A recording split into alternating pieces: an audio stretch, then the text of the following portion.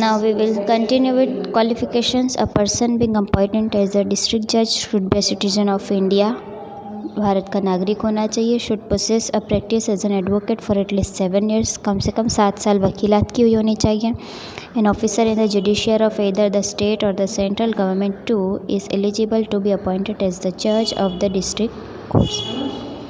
Judiciary के officer हो अगर तो या फिर स्टेट या सेंट्रल गवर्नमेंट जो भी हो तो वो भी इसके अंदर जो है पार्टिसिपेट कर सकते हैं.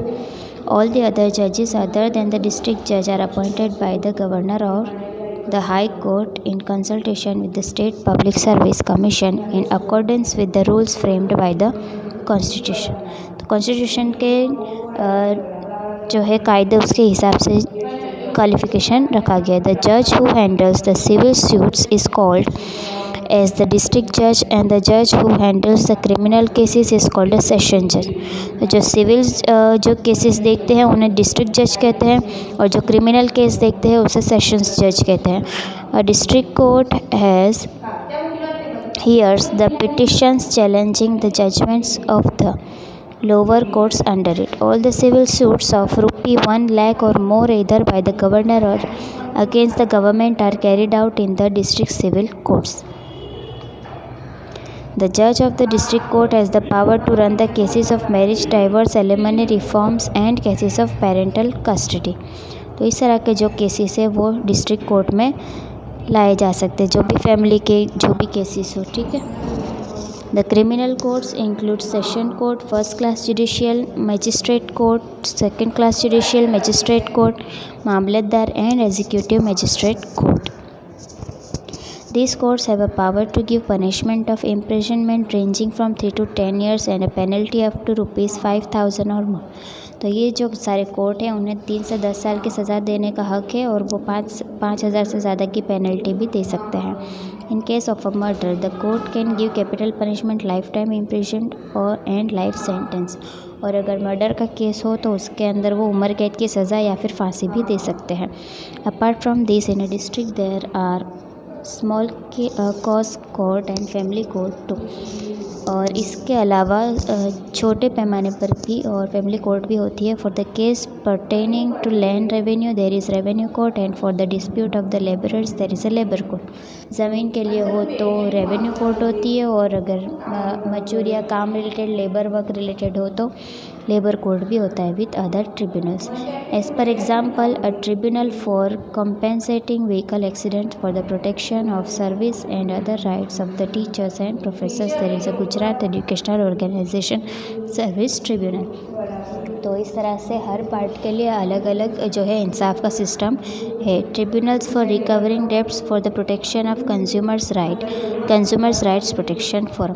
और ग्राहक सुविधा केंद्र के लिए भी मीन्स ग्राहक रिलेटेड भी अगर कोई केस या कुछ हो तो उसके लिए भी अलग जुडिशियर है. In each district there is a fast track court with an objective to run a case faster. और फास्ट ट्रैक कोर्ट भी होती है अगर किसी केस को जल्दी चलाना हो या उसका नतीजा जल्दी चाहिए तो. For hearing the cases of POTA there are POTA courts in Gujarat. All these courts have gathered importance by decentralizing their administration and function independently, firmly and lawfully. People have started taking all the benefits and have become aware. तो इस तरह से जो है पूरे judiciary system काम करती है और लोगों ने इससे फ़ायदा भी उठाया है. Now we will see लोक अदालत. Gujarat state is first to start Lok Adalat to provide speedy and economical justice to the poor, weak and exploited section of the society. समाज के निचले और गरीब लोगों को इंसाफ दिलाने के लिए सबसे पहले गुजरात में लोक अदालत शुरू की गई थी. Under this the court provides free support and guidance through legal aid service centre situated in Ahmedabad. और ये अहमदाबाद में है. लोक अदालत function voluntarily even on Sundays and holidays at the district and taluka headquarters as per the convenience of the petitioners. The Lok Adalat generally hear the cases of accident and its related compensation, divorce, alimony, general debts, personal complaints, police complaints, etc. Lok Adalats consist of advocates, social worker, educationalists, reputed citizens, businessmen, police officers, insurance officers, judges and judicial officers. Here cases are settled amicably such that both the parties are satisfied. यहाँ पे इस तरह से judgement दिया जाता है कि दोनों ही पार्टी को संतोष हो. The cases fought in the Lok Adalat are neither won nor lost. जो लोक अदालत में जीता जाता है ना ही वो जीत होती है ना ही वो हार होती है. एक तरह से शायद समझौता हो सकता है. लोक अदालत सेव टाइम एंड मनी. वहाँ वक्त और पैसे की बचत होती है. Many pending cases are solve. जो भी अभी तक के जो पेंडिंग केस हो वो सॉल्व किए जाते हैं. ऑल द जज the Lok Adalat are backed by the law. Therefore the Lok Adalat have become a centre of attraction. इस तरह से लोक अदालत जो है वो लोगों में ज़्यादा सेंटर ऑफ अट्रैक्शन बना है, क्योंकि वहाँ पे पैसे और टाइम की बचत होती है और जो है इंसाफ भी ठीक से हो जाता है. Independence of the judiciary. The Indian Constitution has kept the judiciary independent, firm and fearless from the legislature and the executive for the protection of the fundamental rights of the citizens, for the social, political and economical equality and for providing justice. The judiciary should not be inclined or biased towards the government. The terms and conditions for the appointment of judges, the appointment process, pay scale, transfer, promotion, retirement, etc. is taken care of by the executive as per the constitutional provision. तो वैसे तो जुडिशनरी जो है वो independent है, लेकिन वहाँ जो है जजेस को पेमेंट देना, फिर उनका अगर कुछ ट्रांसफ़र है या जो भी है तो वो जो एग्जीक्यूटिव के हिसाब से, क्योंकि बंधारण ने उन्हें दिया है, उस हिसाब से वहाँ से कंट्रोल किया जाता है. द जजेस are appointed for a specific period of time. जजेस जो है वो एक ख़ास जो है पीरियड ऑफ टाइम के लिए जो है चूज़ किए जाते हैं.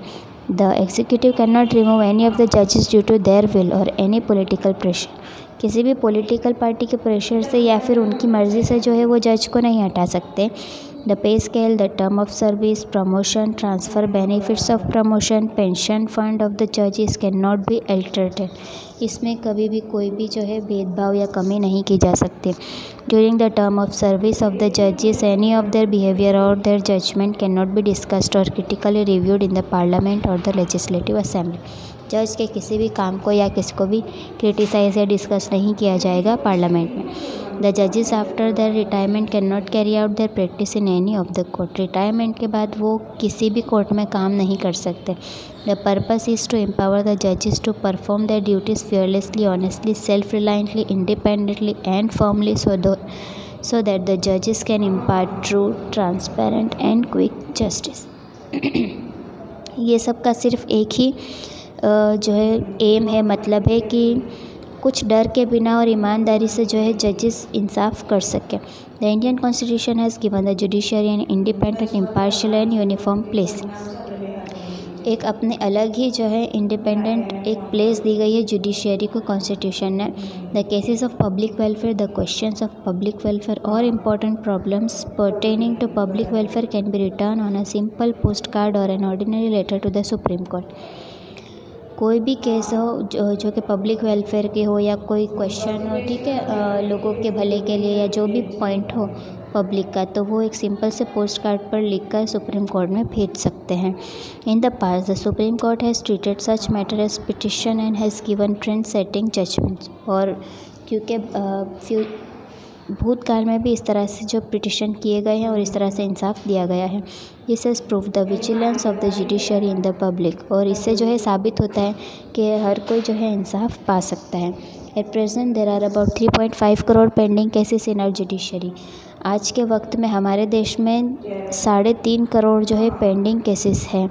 Insufficient number of courts, court जो है बहुत कम है, जजेस और स्टाफ भी बहुत कम है. Is the reason in the delay in justice. तो इंसाफ मिलने में जो देरी हो रही है ना, वो इस वजह से है कि जज, कोर्ट, स्टाफ ये सब बहुत कम है और केस बहुत ज़्यादा है. The present central government has undertaken the task of free framing 1,500 old and irrelevant loss. और प्रेजेंट सेंट्रल गवर्नमेंट जो है उसने जो है ये टास्क लिया हुआ है कि 1,500 यानी कि 1,500 जो कायदे कानून है पुराने, उसको जो है वापस रीफ्रेम करने का काम जो है सेंट्रल गवर्नमेंट ने लिया हुआ है. So here chapter 11 over.